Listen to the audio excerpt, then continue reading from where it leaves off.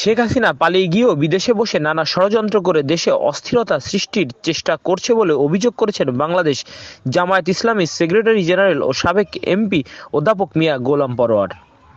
তবে দেশের মানুষকে ঐক্যবদ্ধ হয়ে তাদের সকল ষড়যন্ত্র প্রতিহত করার আহ্বান জানিয়েছেন তিনি। আগস্ট বিপ্লবের পর গত ৩ দিনে শেখ হাসিনার প্রতি বিপ্লবের মাধ্যমে আবারও ক্ষমতায় ফিরে আসতে চায়। ৫ই আগস্টের চেতনায় জাতীয় ঐক্যমতের ভিত্তিতে এই অপশক্তিকে আমরা মোকাবেলা করব।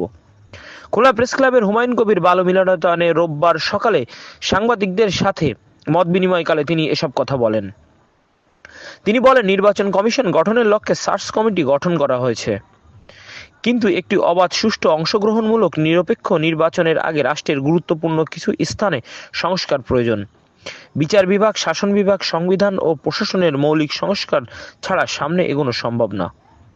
এ সময় খুলনা প্রেস ক্লাবের আহ্বায়ক এনামুল হক ও সদস্য সচিব রফিউল ইসলাম টুটুল, বাংলাদেশ জামায়াত ইসলামের কেন্দ্রীয় কর্মপরিষদ সদস্য খুলনা অঞ্চল সহকারী পরিচালক মাওলানা আবুল কালাম আজাদ, অঞ্চল টিম সদস্য মাস্টার শফিকুল আলম, কেন্দ্রীয় মজলিসে শুরা সদস্য ও খুলনা জেলা আমির মাওলানা ইমরান হোসাইন, কেন্দ্রীয় মজলিসে শুরা সদস্য মহানগরী সেক্রেটারি অ্যাডভোকেট শেখ জাহাঙ্গীর হোসাইন হেলাল, জেলা সেক্রেটারি মুন্সি মিজানুর রহমান, মহানগরী সেক্রেটারি অ্যাডভোকেট শাহ আলম, জেলা সহকারী সেক্রেটারি অধ্যাপক মিয়া গোলাম কুদ্দুস, মহানগরী ছাত্র শিবির সভাপতি আরাফাত হোসেন মিলন, জেলা ছাত্র শিবিরের সভাপতি বেলাল হুসাইন রিয়াদ, মহানগরী শ্রমিক কল্যাণ ফেডারেশনের সভাপতি আজিউল ইসলাম ফারাজি, ছাত্র শিবিরের মহানগরী সেক্রেটারি এস.এম. নুরুল্লাহ সহ আরও অনেকে উপস্থিত ছিলেন।